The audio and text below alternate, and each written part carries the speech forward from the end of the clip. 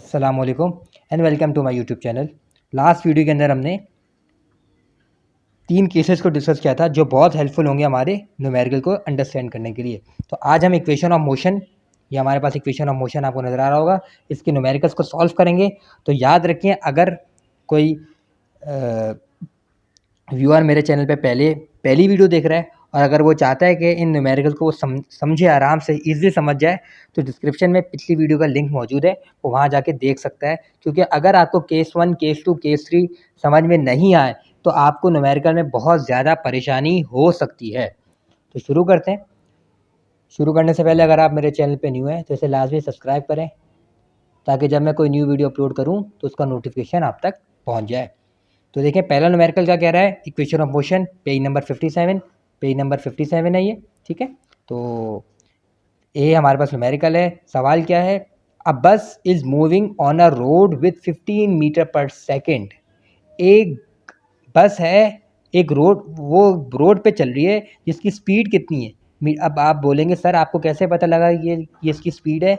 इसकी स्पीड ऐसे है कि ये इसकी जो हमारे पास यूनिट है, मैंने आपको बताया था कि यूनिट से आप पहचानेंगे क्वांटिटी। तो याद रखिए, मीटर पर सेकेंड और ms-1, ये दोनों यूनिट किसके होते हैं, वेलोसिटी के होते हैं। तो ये हमारे पास क्या है, वेलोसिटी है। अब कौन सी वेलोसिटी, इनिशियल है या फाइनल, वो अब हम डिसाइड करते हैं। इससे पहले हम सवाल को पूरा पढ़ लेते हैं।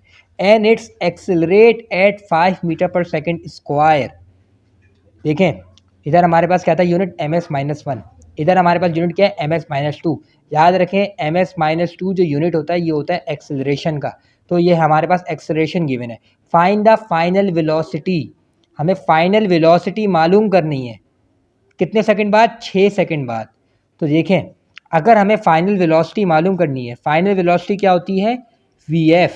अगर हमें vf मालूम करनी है तो ये कौन सी वेलोसिटी हुई, तो ये इनिशियल वेलोसिटी है। ये कौन सी वेलोसिटी गिवन है, हमें इनिशियल वेलोसिटी गिवन है, हमें एक्सेलरेशन गिवन है और हमें टाइम गिवन है।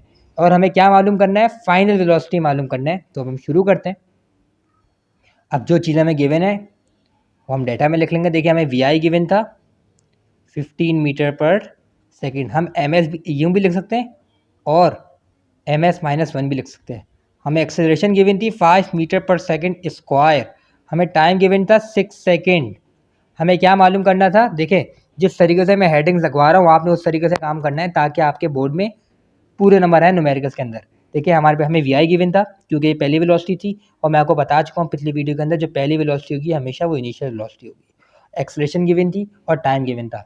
हमें क्या रिक्वायर्ड था, क्या पूछा गया था हमसे पूछा गया था find the final velocity.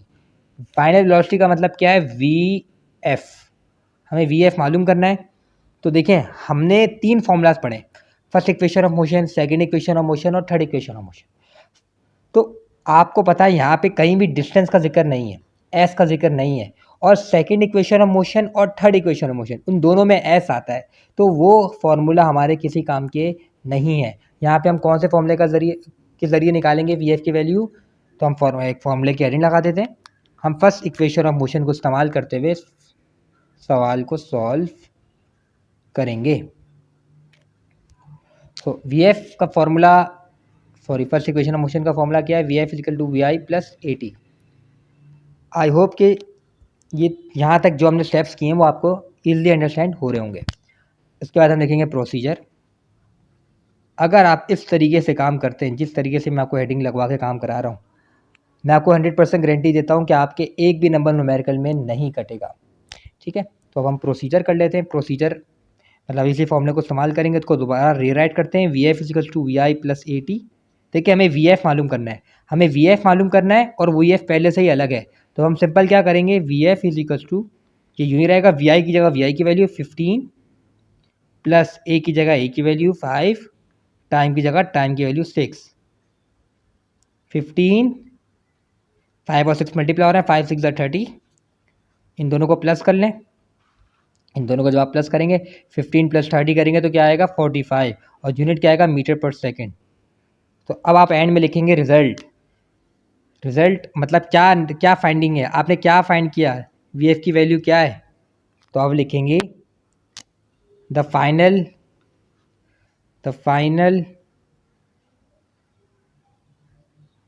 velocity of the bus is 45 metre per second is 45 metre per second. I hope कि इस न्यूमेरिकल में आपको कोई कन्फ्यूजन नहीं होगी। सो अब हम बी न्यूमेरिकल को डिस्कस करते हैं। अब आपने केस 1, केस 2, केस 3 जो मैंने आपको बताया उनको अपने दिमाग में रखना है, उसके बाद आपके लिए कोई भी प्रॉब्लम नहीं होगी। तो बी पार्ट क्या कह रहा है, a car moving from rest. तो याद करें जब हमने सेकंड केस को डिस्कस किया था तो मैंने जब आपको एक बात बताई थी कि जब एक गाड़ी रुक के चलती है मतलब रेस्ट से चलती है, तो क्या मतलब है, अ car start moving from rest. एक गाड़ी रेस्ट पे थी, मूव हो रही है फ्रॉम रेस्ट मतलब रुक के चल रही है। तो याद रखें जब एक गाड़ी रुक के चलती है तो उसकी इनिशियल वेलोसिटी क्या हो जाती है, ज़ीरो हो जाती है। इसको हमने डिटेल में पिछली वीडियो में डिस्कस किया था कि जब एक गाड़ी रुक के चलती है, कार मूविंग फ्रॉम रेस्ट, एक गाड़ी रेस्ट में थी अब वो मूव हो रही है तो उसकी ई आई क्या होगा, ज़ीरो। With an acceleration of 5 metre per second square. देखिए बुक में ना ये मिसप्रिंट है, बुक में इधर ms-1 लिखा हुआ है जो कि पॉसिबल नहीं है, इधर ms-2 होगा। याद रखें मैंने इसको करेक्शन करवा दी है। तो हमारे पास एक्सेलरेशन कितनी आ गई, metre per second, 5 metre per second square. Find out the time to travel 50 metre distance. हमें टाइम निकालना है कितने मीटर डिस्टेंस के लिए, 50 मीटर डिस्टेंस के लिए। तो इस डेटा में हमें क्या क्या गिवन है, वी आई गिवन है, ए गिवन है, एस गिवन है। ये 50 मीटर क्या है, डिस्टेंस गिवन है, लिखा हुआ है डिस्टेंस, एस क्या होता है 50 मीटर, और हमें क्या मालूम करना है, टाइम मालूम करना है। तो हमने सवाल पढ़ा था b, a car start moving from rest. जब एक गाड़ी रुक के चलती है, रेस्ट से मोशन में आती है, रेस्ट से मोशन में आती है, तो जब एक कार जो कि रेस्ट में मतलब रुकी हुई है तो उसकी इनिशियल वेलोसिटी क्या होगी, क्या होगी स्टूडेंट्स, आपने बिल्कुल इसको केयरफुली समझना है, ज़ीरो होगी। तो वी आई क्या हो गई उसकी, ज़ीरो। फिर उसकी एक्सेलरेशन कितनी आ गई, सवाल में आपको दी हुई है 5 ms square. Find out the time, time मालूम करना है to travel 50 metre distance. S कितना आ गया, 50 मीटर। एस क्या है, डिस्टेंस। आपको रिक्वायर्ड क्या है, क्या मालूम करना है आपको, you have to find out the time interval. So required में क्या आ जाएगा हमारे पास, रिक्वायर्ड में आ जाएगा हमारे पास टाइम। टाइम हमें मालूम करना है तो शुरू करते हैं फॉर्मूला। अच्छा अब बात आती है कि सर यहाँ पे फॉर्मूला कौन सा लगेगा। देखिए इस डेटा में कोई वी एफ नहीं है, वी एफ नहीं है तो first equation of motion reject हो जाती है, क्योंकि वो फॉर्मूला क्या था जो यहाँ पे लिखा होगा, v f is equal to we i plus a t. और आपको पता है फर्स्ट इक्वेशन ऑफ मोशन में एस नहीं होता, यहाँ पे एस है। इसका मतलब क्या है, फर्स्ट इक्वेशन ऑफ मोशन यहाँ पे एप्लीकेबल नहीं है, इधर फर्स्ट इक्वेशन ऑफ मोशन नहीं लगेगी। क्यों, क्योंकि इधर एस गिवन है। एस क्या है, डिस्टेंस, और डिस्टेंस हमें आपको पता है सेकंड और थर्ड में होता है। अब बात आती है सर सेकंड लगेगी या थर्ड लगेगी, तो ज़रा मैं आपको फॉर्मूला रिमाइंड कराता हूँ। सेकंड का क्या फॉर्मूला था, मैं आपको लिख के बताता हूँ ताकि आपको याद आ जाए। सेकंड का फॉर्मूला था, मैं यहाँ पे लिख देता हूँ, s is equals to we I T plus half A T square, और थर्ड का था 2as is equals to v f square minus v i square. तो आप देख सकते हैं सेकंड में हमारे पास क्या सूरत हाल है भाई, सेकंड में हमारे पास फॉर्मूला है S equal to we I T plus half A T square. A है, टी है, वी आई है और एस है। और थर्ड में हमारे पास क्या है, ए भी है, एस भी है, वी एफ भी है और वी आई भी है। तो अब आप डेटा में देख सकते हैं कि इधर कहीं भी वी एफ का जिक्र नहीं है, तो third equation of motion reject हो जाएगी। यहाँ पे हम लगाएंगे सेकंड इक्वेशन ऑफ मोशन। क्यों, क्योंकि हमारे पास वी आई की वैल्यू भी गिवन है, टाइम की वैल्यू भी, टाइम तो मालूम करना है, ए की वैल्यू भी गिवन है और एस की वैल्यू भी गिवन है। सो आपने अपने डेटा को देखना है कि डेटा में क्या क्या चीज़ें गिवन है। तो जो चीज़ें आपको गिवन होंगी उसके बाद आप फॉर्मूले को लगाएंगे। अगर आपके पास डेटा में जो चीज़ें गिवन है उन्हीं के बिना पे आप फॉर्मूले को जज करेंगे। तो फॉर्मूला मैंने आपको बताया, यहाँ पे लगेगा second equation of motion which is s is equals to we I T plus half A T square. Now अब हम क्या करेंगे, सिंपल सा काम है, अब हम लिखेंगे यहाँ पे हेडिंग लगाएंगे प्रोसीजर का। ठीक है, सबसे इम्पॉर्टेंट जो काम है ना वो है डेटा बनाना। अगर आपको डेटा बनाना नहीं आता तो ना तो आप फॉर्मूला सही से जज कर सकते हैं, ना तो आपको पता लगेगा, नहीं पता लग सकेगा कि आपको रिक्वायर्ड क्या है। तो प्रोसीजर में पहले उतार लेंगे एज इट इज़। तो देखें हमारे पास s कितना है, s की जगह s की वैल्यू आ गई, vi कितनी है 0, टाइम की जगह टाइम की वैल्यू आ गई 1/2, a हमारे पास क्या है 5, t हमारे पास क्या है जो हमें मालूम करना है। अब आप देख सकते हैं हमने क्या किया, s की जगह s की वैल्यू रख दी। s की वैल्यू क्या है भाई 50 मीटर, तो s की जगह s की वैल्यू आ गई।